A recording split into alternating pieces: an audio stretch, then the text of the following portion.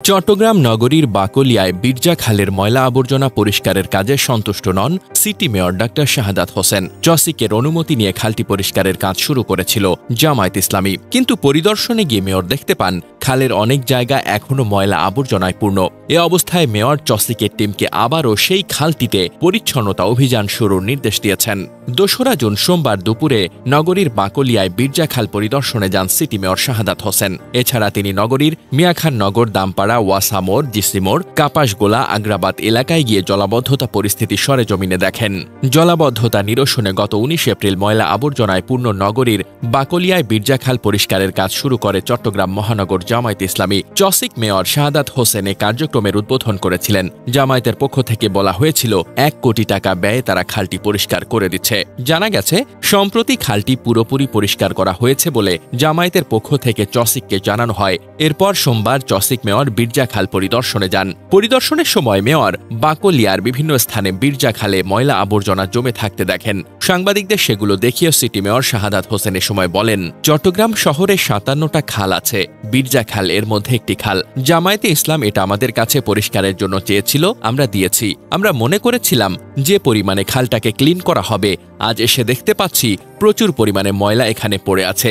এখন আমাদের আবারও সেটা ক্লিন করতে হবে। সিটি কর্পোরেশনের স্পেশাল টিম আগামীকাল থেকে আবারও পরিচ্ছন্নতা অভিযান শুরু করবে। কোটি টাকা খরচের বিষয়ে তিনি বলেন, এই খালটা ক্লিন করার জন্য সিটি কর্পোরেশন যে বাজেট নির্ধারণ করেছিল সেটি সর্বোচ্চ ৫০ লাখ টাকা। তাদের ৫০ লাখ টাকার বেশি খরচ হওয়ার কথা নয়। এদিকে এই পরিস্থিতিতে যখন সামাজিক মাধ্যমে প্রশ্ন উঠেছে জামায়াতের কাজের স্বচ্ছতা ও রাজনৈতিক উদ্দেশ্য নিয়ে, তখন চট্টগ্রাম মহানগর জামায়াতের আমির ও সাবেক এমপি আলহাজ শাহজাহান চৌধুরী পরিদর্শনে গিয়ে গণমাধ্যমে বলেন, জলাবদ্ধতা চট্টগ্রামের দীর্ঘদিনের দুঃখ, একে দূর করা সরকারের একার পক্ষে সম্ভব নয়। তাই আমরা এলাকাবাসীকে সঙ্গে নিয়ে বীরজা খাল পরিষ্কার করছি। তবে খাল খনন করা কোনো রাজনৈতিক দলের কাজ নয়, এটা সরকারের দায়িত্ব। চট্টগ্রামে জামায়াত হুট করে এই দায়িত্ব নেওয়াটা বোধগম্য নয়। ৫৭টির মধ্যে শুধু একটি খাল পরিষ্কার বা খনন করলেই জলাবদ্ধতা কমবে, এটা হাস্যকর ধারণা। জলাবদ্ধতা নিরসনে চট্টগ্রামে কাজ চলছে বহু বছর ধরেই। এর মধ্যে বিগত সরকারের অবদান অস্বীকার করা যায় না। বিশেষ করে স্থানীয় সরকার হিসেবে ইউনুস মেয়রের সময় থেকে শুরু করে বর্তমান চসিক মেয়রের অনেক তৎপরতা রয়েছে।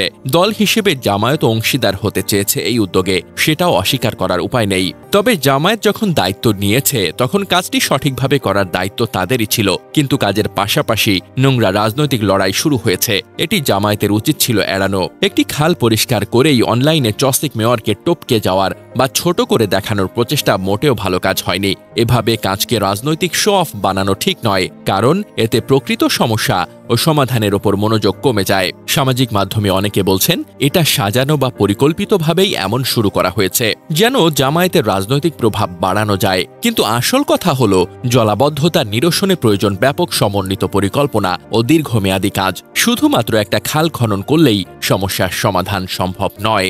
অতএব জামায়াত বা অন্য কোনো রাজনৈতিক দল যদি এই ধরনের কাজ নেয়, তাহলে কাজের প্রতি দায়বদ্ধতা এবং ন্যূনতম রাজনীতি দূরে রেখে প্রকৃত কল্যাণকামী মনোভাব দরকার। চট্টগ্রামের জলাবদ্ধতা নিরসনে সরকারের বিভিন্ন উদ্যোগ আছে, সেগুলোকে সহযোগিতা করাই শ্রেয়।